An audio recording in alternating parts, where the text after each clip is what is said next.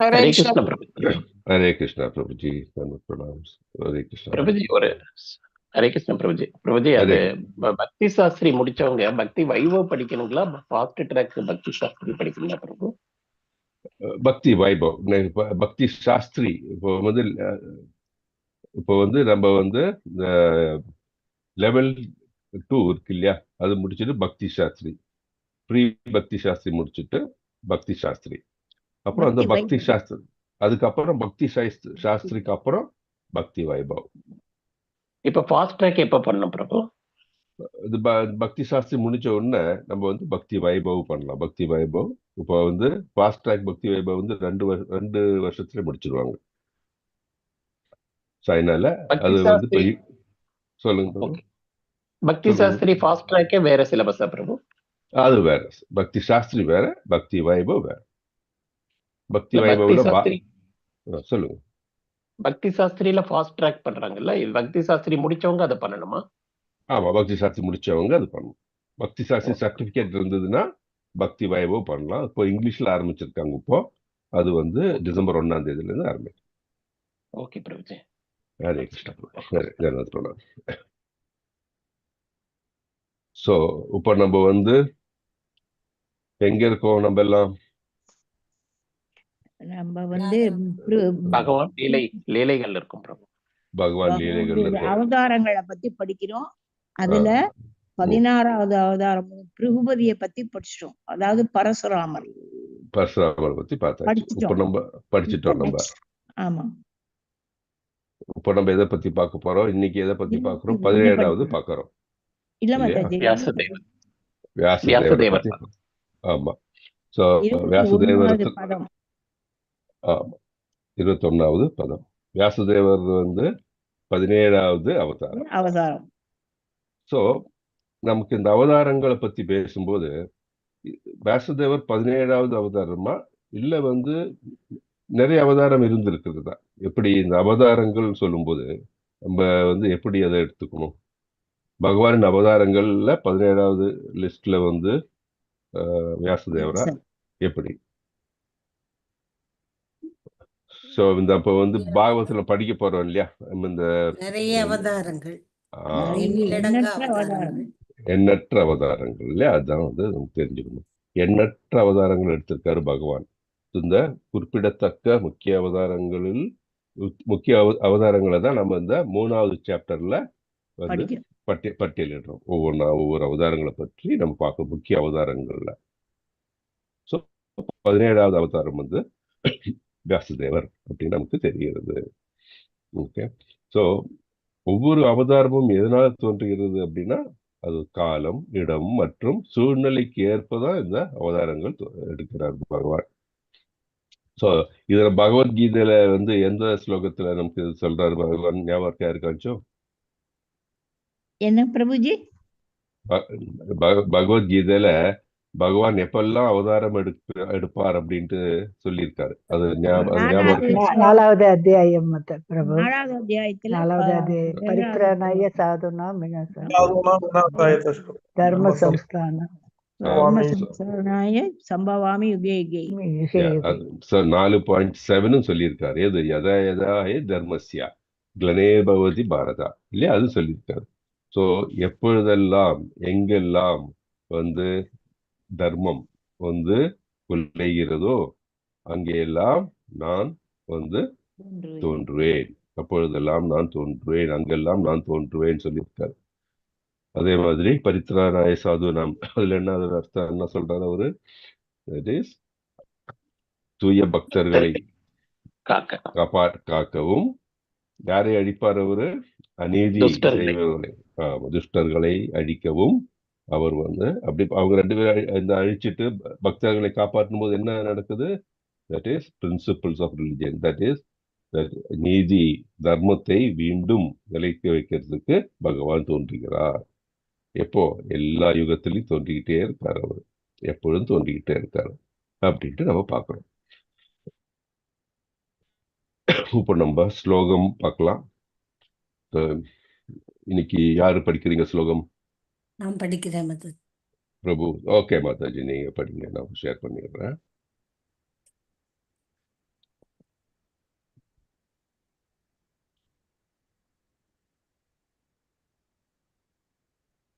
Okay, படிங்க மாதாஜி.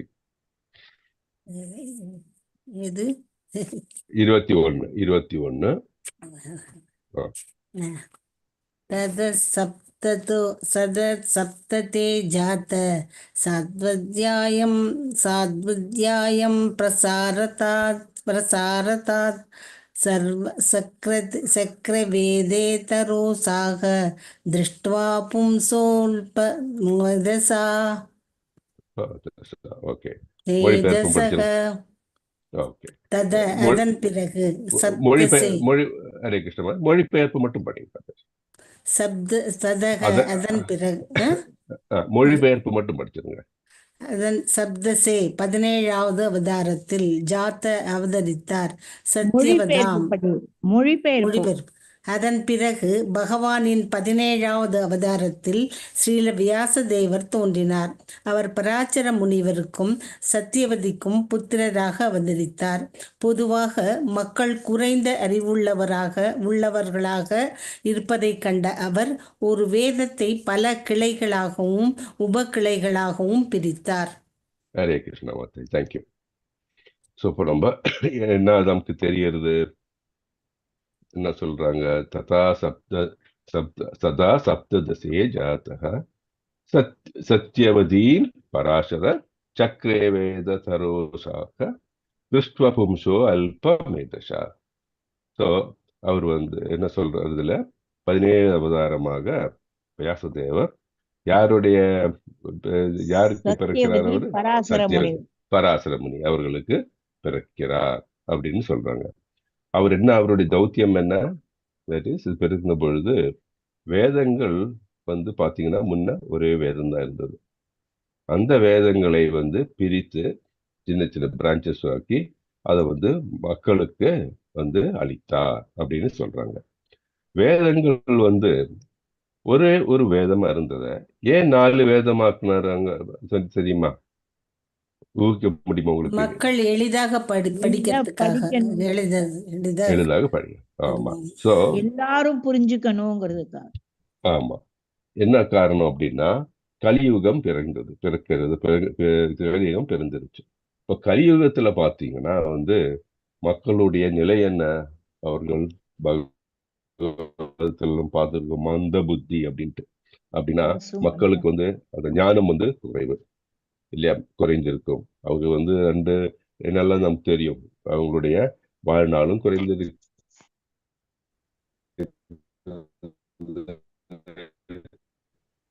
இந்த சாராம்சத்தை, வேதங்களின் சாராம்சத்தை புரிந்து கொள்ளக்கூடிய கெப்பாசிட்டி குறைஞ்சிருக்கிறது இல்லையா.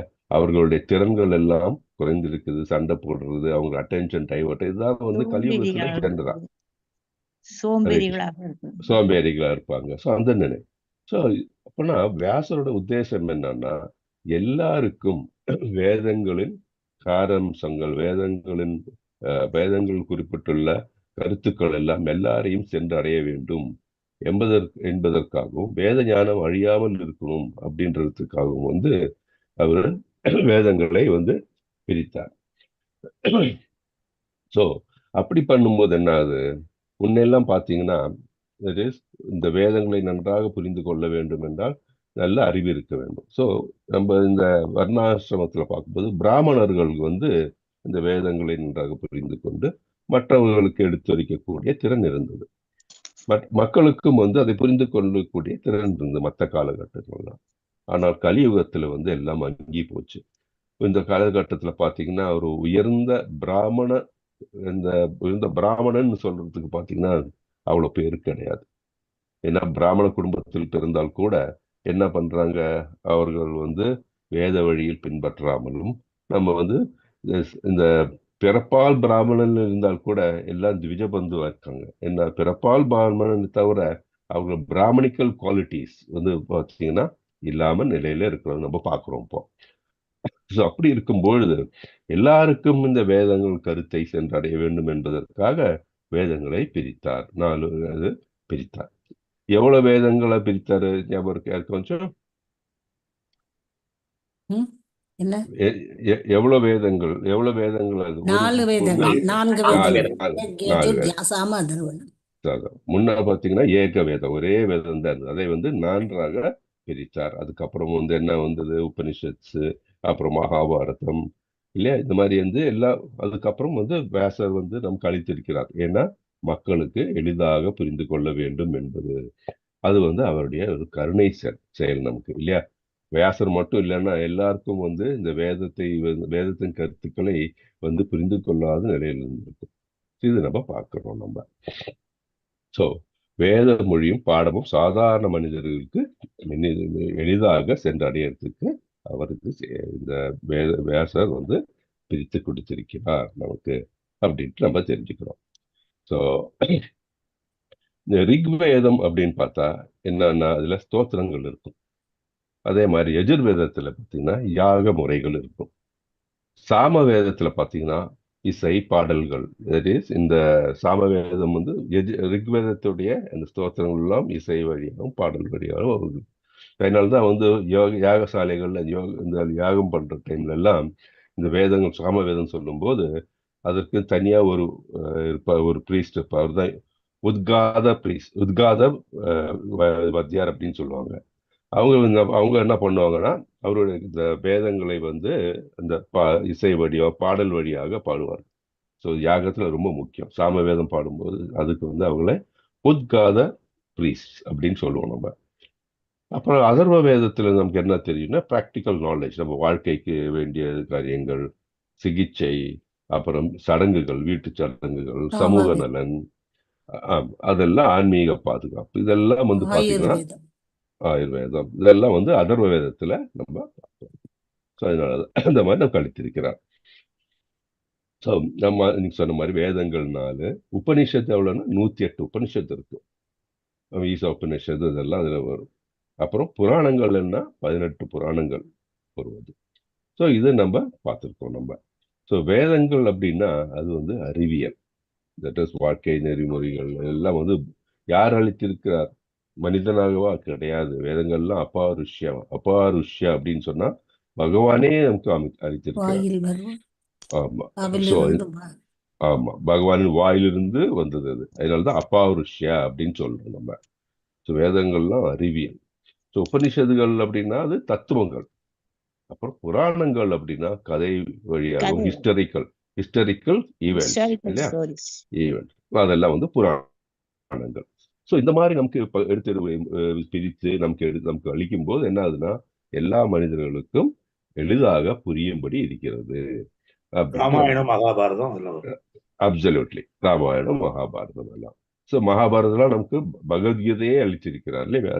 ஸோ நமக்கு வந்து அந்த மாதிரி எல்லாருக்கும் புரிந்து கொள்ற அளவுக்கு இந்த மாதிரி பிரித்து கொண்டிருக்கிறார். அதே மாதிரி பாகவதம்னு என்ன, அது வந்து ஸ்பாட்லெஸ் புராணம் சொல்லுவோம் இல்லையா, களங்கமற்ற புராணம் அது. ஸோ வியாசர் நமக்கு அளித்திருக்கிறார். ஸோ இந்த பாகவதத்தை படிச்சாவே எல்லாம் படிச்ச மாதிரி நமக்கு. ஏன்னா பகவானை பற்றி, பகவானின் குளோரி, சில லீலைகளை பற்றி எல்லாம் ரொம்ப டீட்டெயிலா நமக்கு எடுத்துரைத்திருக்கிறாங்க. ஸோ அந்த மாதிரி அதான் பாகவதத்தை ஸ்பாட்லெஸ் புராணம் அப்படின்னு சொல்றாங்க, களங்கமற்ற புராணம்.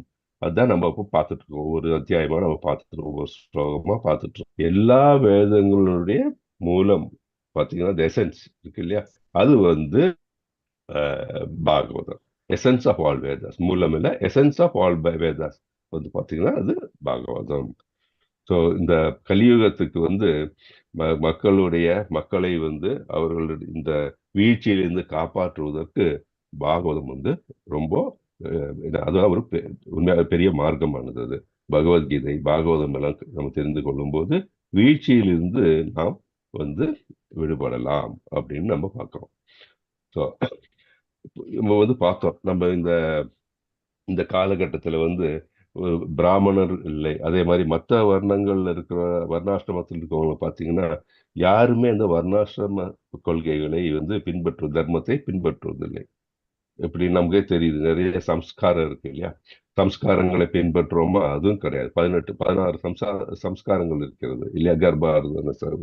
கர்ப்பாதன சம்ஸ்காரம், லபும்சவன சம்ஸ்காரம், அது மாதிரி ஜதா சம்ஸ்காரம், நாமகர்ண சம்ஸ்காரம் அப்படின்னு ஒவ்வொன்று பேர் குழந்தை பிறந்து கருவில் வந்து உருவாகிறது இருந்து தட் இஸ் அவர் வந்து ஒருத்தர் வந்து இருக்கிறார் இல்லையா, அது வரைக்கும் பார்த்து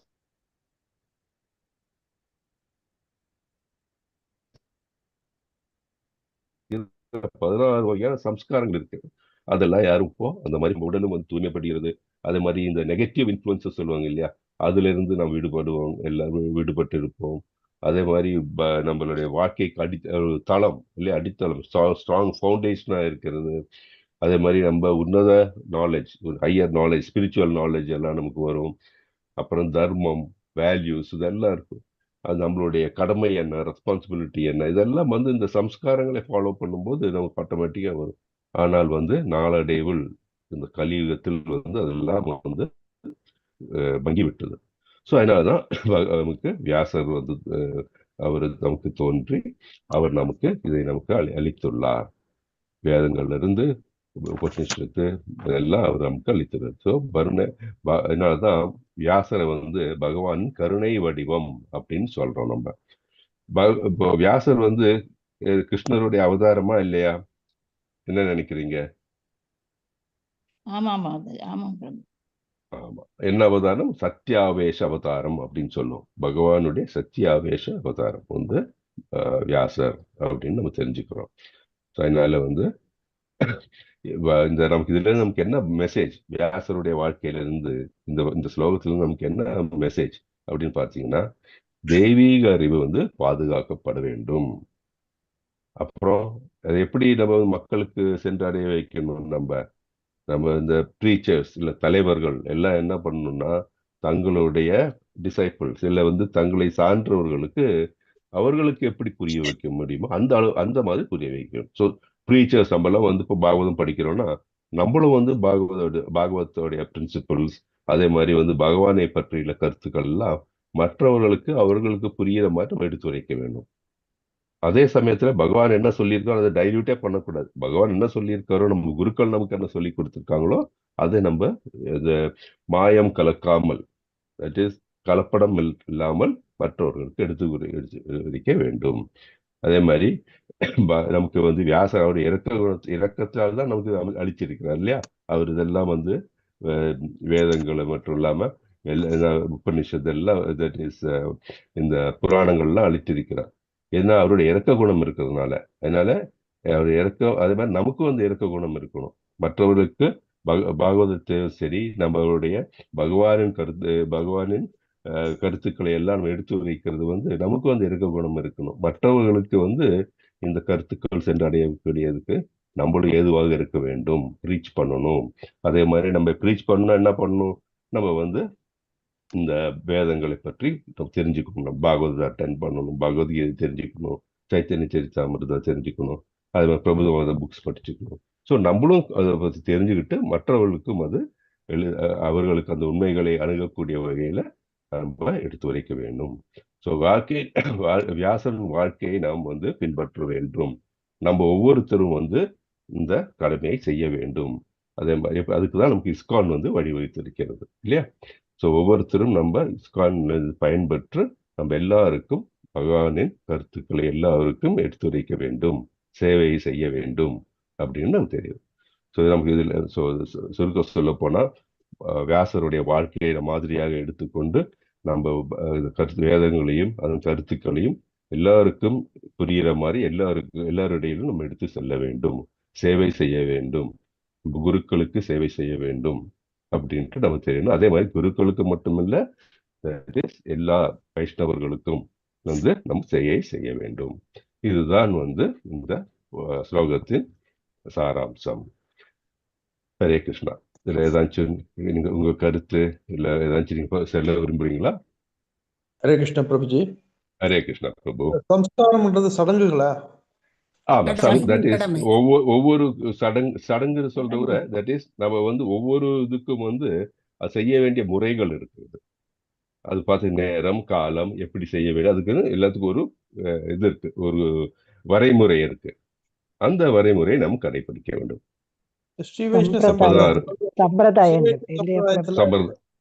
ஹரே கிருஷ்ணா பிரபு.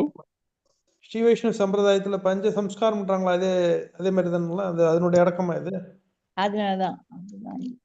ஆனா அது வந்து டோட்டலா மனிதன் பிறந்ததிலிருந்து இறக்க வரைக்கும் பாத்தீங்கன்னா 16 சம்ஸ்காரங்கள் இருக்கிறது.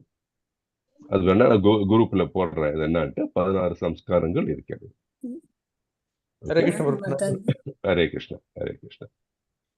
வயிற்றுல குழந்தை வருவது, ஆமா. காது குத்துவது, அப்புறம் ஆமா. பேர் நிறைய வைக்கிறது, பேர் வைக்கிறது, புண்ணியாசனம் பண்றது, பும்சவனம் பண்றது, மாசமா இருக்கும்போது கூட வைப்பாங்கல்ல மாதாஜி. ஹரே கிருஷ்ணா. பும்சவனம் ஹரே பண்றது. கிருஷ்ணா. சில பேருக்கு இருப்பிறப்பு இருக்குல்ல பாபுஜி.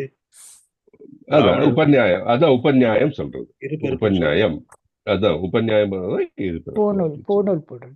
பூணூல் போடுறது இதெல்லாம் சேர்ந்துதான் 16 சதவீதம். நான் வந்து குரூப்ல வேணா போடுறேன். நான் 16 இதை நம்ம சம்ஸ்காரம் எல்லாரும் பின்பற்றணும் ஆமா, பிரபு. எல்லாரும் பின்பற்றணும். ஏன்னா அது என்னன்னா நான் வாழ்க்கை முறை அது வந்து எப்படி சொல்லியிருக்கு அது மாதிரி பின்பற்றணும்னா, நான் சொன்னேன் இல்லையா, நமக்கு வந்து இந்த ரிலிஜாசிட்டி வரும். நம்ம வந்து தட் இஸ் நல்ல நெகட்டிவ் தாட்ஸ் எல்லாம் வராது. நம்ம வந்து பாசிட்டிவா இருப்போம். ஸோ அந்த மாதிரி எல்லா குணங்களும் இருக்கும். தட் இஸ் மனதையும் பாடியும் பியூரிஃபை ஆகுறதுனால அப்புறம் ஸ்பிரிச்சுவல் ஃபவுண்டேஷன் நமக்கு வரும். ஆன்மீகத்தை நம்ம வாழ்க்கையில் வந்து கடைபிடிக்கிறதுக்கு உதவுவது, ஆன்மீக நாலேஜ் நமக்கு வரும். ஸோ அந்த மாதிரி நம்ம சுருங்க சொன்னா நம்மளுடைய வாழ்க்கை வந்து பகவானை சென்றடையக்கூடிய வழிமுறைகள். இங்கிலீஷ்ல சொல்ல போனா it connects the individual life to the divine consciousness. நம்மளுடைய இந்த வாழ்க்கையை வந்து ஆன்மீக உணர்வு, பகவானுடைய உணர்வை கனெக்ட் பண்ணும். இந்த இதெல்லாம் சம்ஸ்காரங்களை ஃபாலோ பண்ணும். இதுல இப்ப ஒரு வேதம் இல்ல பிரபு பிரபுஜி, இதுல ஒரு வேதம் வந்து நம்ம ஃபாலோ பண்றோமா? லாஸ்ட்ல அதர்வன வேதம். அது வந்து தட் இஸ் இப்போ வந்து பாத்தீங்கன்னா ஃபார் எக்ஸாம்பிள் மெடிசன் சொல்றோம், ஆயுர்வேதம்னா அது நம்ம ஃபாலோ பண்ணணும். இல்லை அது நம்ம பண்ண முடியாது, அது எக்ஸ்பர்ட்ஸ் ஃபாலோ பண்ணுவாங்க இல்லையா? ஸோ அந்த மாதிரி ஒவ்வொருத்தர் அவங்க அதை யூஸ் பண்ணுவாங்க. யார் அதை யூஸ் பண்ண வேணும் அவங்க யூஸ். அதுக்கு நமக்கு அது கைடன்ஸ் எங்கேருந்து கிடைக்கும்னா நம்மளோட குருக்கள் கிட்ட கைடன்ஸ் எடுத்துக்கணும் நம்ம. ஏன்னா இங்க அதர்வன வேதம் கொடுக்கல பிரபுஜி. இருக்கு பிரபு, 4 வேதங்கள்ல வந்து 4வது வேதம் தான் அதர்வன. பட் இங்க பொருளுரையில் அது கொடுக்கல. பொருளுரையில வந்து சாம, யஜுர், ரிக் மற்றும் அதர்வனம் இருக்கு. ஓகே ஓகே சரி. ஏன்னா வேதங்கள் 4 வேதங்கள் வந்து கண்டிப்பாக. ஓகே, அதே போல ராமாயண மகாபாரதம் எத்தனை தடவை கேட்டாலும் திருப்பி கேட்டாலும் கேட்டுனே இருக்கணும். அந்த மாதிரி ராமாயணம் மட்டும் இல்ல, அது க்ளோரி தட் இஸ் பகவானை பத்தி கேட்க நம்ம எப்பவும் கேட்டுக்கிட்டே இருக்கோம். ஹரே கிருஷ்ணா. சொல்லுங்க மாதாஜி. பிரபுஜி, இப்ப 4 வேதங்கள்ல நமக்கு லைஃபுக்கு தேவையான ரெமடிஸ் கொடுத்திருக்காங்க, அப்படிதானங்க பிரபுஜி? ரெமடிஸ் இல்ல, கருத்துக்கள். How we have to live life அப்படின்னு. the process for living life as described by the Lord. பகவான் சொன்னது என்னங்க பிரபு, எப்படி வாழணும், பேசிக் ரூல்ஸ். ஆமா, சயின்ஸ் ஆஃப் லிவிங். ஆர்ட் இல்ல, science of living. Science of living. Correct. Hare Krishna. Hare Krishna. Hare Krishna. Thank you Mataji. வேற ஏதாச்சும் டவுட் இருக்கா? ஹரே கிருஷ்ணா பிரபுஜி. தேங்க்யூ பிரபுஜி. ஹரே கிருஷ்ணா. ஹரே கிருஷ்ணா. ஹரே கிருஷ்ணா. எல்லாருக்கும் நன்றி. அப்ப யார ஹோஸ்ட் ஆக்கணும் போ? ஹரே கிருஷ்ணா. தேங்க்யூ பிரபுஜி. ஹரே கிருஷ்ணா. தேங்க்யூ. அதிக மாதாஜி வந்தாச்சா? இல்ல, அவங்க வர மாட்டாங்க. இன்னைக்கு மாதாஜி தான் வருவாங்க பிரபுஜி. அப்படியா? ஆமாங்க பிரபுஜி, நேத்து சொன்னாங்க கிளாஸ்ல. ஓ, இருந்தாங்களா? வரல பிரபுஜி. அண்ணா என்ன வரலையா? Okay okay okay. Yes Prabhuji. Okay okay. நான் யாரை ஹோஸ்ட் பண்ணிட்டோம்? என்ன ஹோஸ்ட் பண்ணுங்க பிரபுஜி. ஹரே கிருஷ்ணா பிரபுஜி. ஓகே மாதாஜி, உங்களை ஹோஸ்ட் பண்ணிடுறேன். ஹரே கிருஷ்ணா பிரபுஜி. தேங்க்யூ பிரபுஜி. தேங்க்யூ மாதாஜி.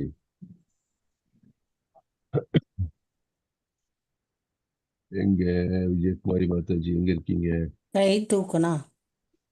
கை தூக்க ஈஸியா இருக்கும். பார்த்துட்டேன். Okay. Hare Krishna. Live stream stop பண்ணிருங்க பிரபு. பண்ணிடுறேன் மாதாஜி.